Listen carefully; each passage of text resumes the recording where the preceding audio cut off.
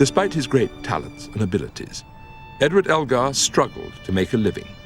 He taught both the piano and the violin and sought paid work wherever he could, including, for a while, as the musical director at a lunatic asylum, organizing a motley bunch of amateur players into an orchestra to entertain the patients.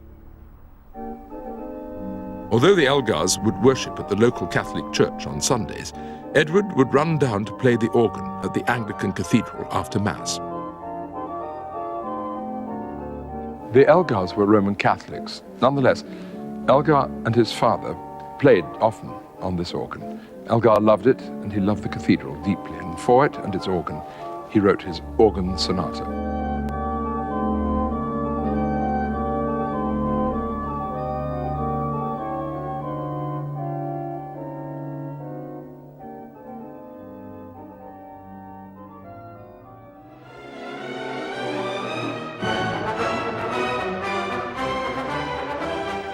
Elgar's life and music pivot around two very important events. The first was his marriage in 1889 to Caroline Alice Roberts, the daughter of a retired major general and from aristocratic stock. 9 years older than he was, Alice was one of Elgar's piano students, and she believed passionately and wholeheartedly in his musical talents. From Alice, Elgar not only gained the confidence to launch his career, but also immensely valuable connections in the upper echelons of English society. The struggling composer from a humble background was finally ready to take classical music stage by storm. The second great event in Elgar's life was that sort of event which transforms a composer from being respected, admired, and indeed popular into being a national figure. That moment came one Wednesday night in October 1901.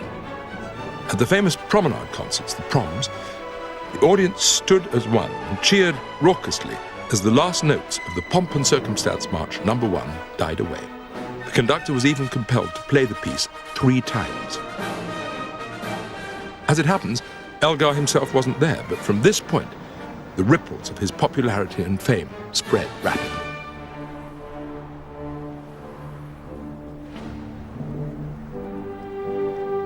Elgar knew he had a winner in the theme of the trio section of his first Pomp and Circumstance March. "I've got a tune that will knock 'em," he told a friend. "Knock 'em flat." But even the rapturous reception at the Proms was nothing to what happened when the music was subsequently combined with words by Arthur Benson and called Land of Hope and Glory. When war broke out in 1914, the words took on an even greater patriotic significance. Although publicly very much the patriotic Englishman, privately Elgar became increasingly distressed as the death tolls on the battlefields of World War I rose relentlessly. He continued to write stirring, nationalistic music to encourage his countrymen.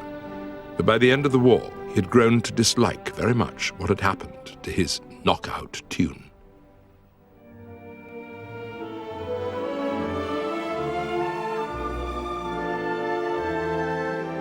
In March of 1917, in the third bitter year of the First World War, Elgar conducted here in Worcester Cathedral a performance of his Lament for the Fallen. This is the baton that he used to conduct, and this is the score from which he worked. There is music in the midst of desolation, and a glory that shines upon our tears. There's no doubt he believed fervently in the British Empire, but his idealistic view of countries cooperating peacefully and on equal terms was dramatically at odds with what had just been witnessed across Europe.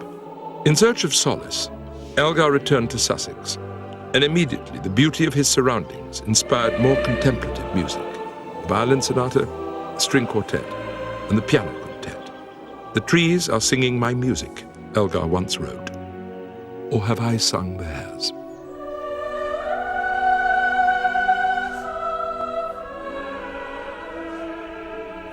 Whatever Elgar's later misgivings, Britain has remained steadfastly in love with Land of Hope and Glory. A century on, it's still a much-anticipated part of the last night of the Proms. But with both world wars now a distant memory, today's performances are a lot more light-hearted. The Royal Albert Hall is filled with waving flags and Union Jack-clad revelers who are enjoying the music for exactly what it is, a knockout tune. And the dominating empire has become a congenial commonwealth, much more in keeping with Elgar's ideals of mutual cooperation and peaceful coexistence.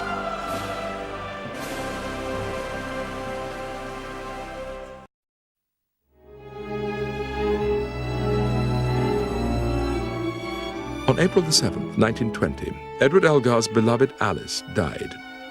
With her, his inspiration seemed to die too. Now his great supporter and encourager was gone. He lost direction and struggled to write music, although he never stopped trying.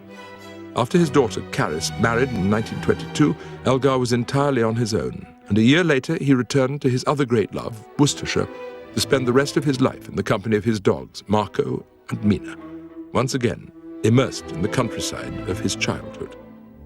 As a boy and as a man, all his life, Elgar wandered through these hills, and from these hills he drew his music. He said to an interviewer late in his life, "My idea is that music is in the air.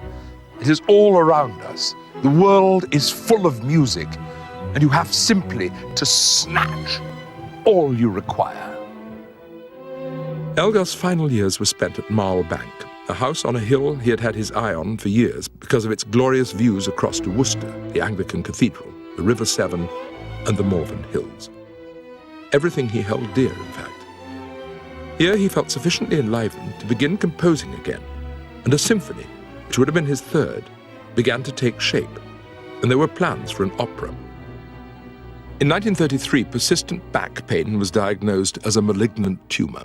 Elgar requested that he be allowed to see out his days at Marl Bank, where, although bedridden, he could still look out on the things that had been both the foundation and the inspiration for his music.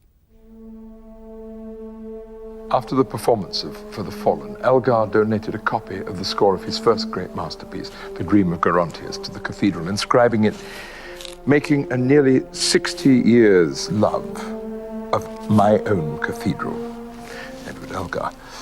Behind me is the window which was erected to the memory of Elgar when he died in 1934. It depicts the story of Gerontius. We see the dying man crying out to heaven, "Jesu, Maria, I am near to death, and thou art calling me. I know it now."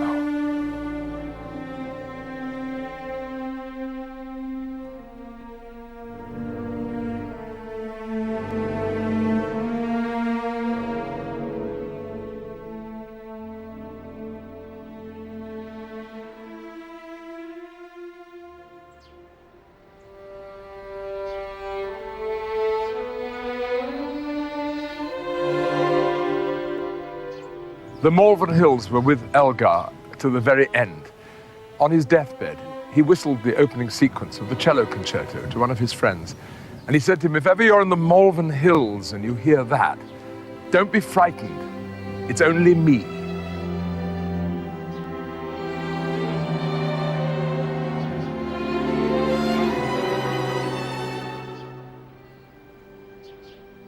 Edward Elgar died laden with honors in 1934 in his home in Worcester, in Marl Bank. And he came to his final resting place in this beautiful country churchyard in St. Wulstan's Catholic Church, Little Malvern, next to his beloved wife, eventually to be joined by his much-loved daughter. An exquisitely modest end for the man who sounded the pomp and the circumstance, the composer laureate of empire.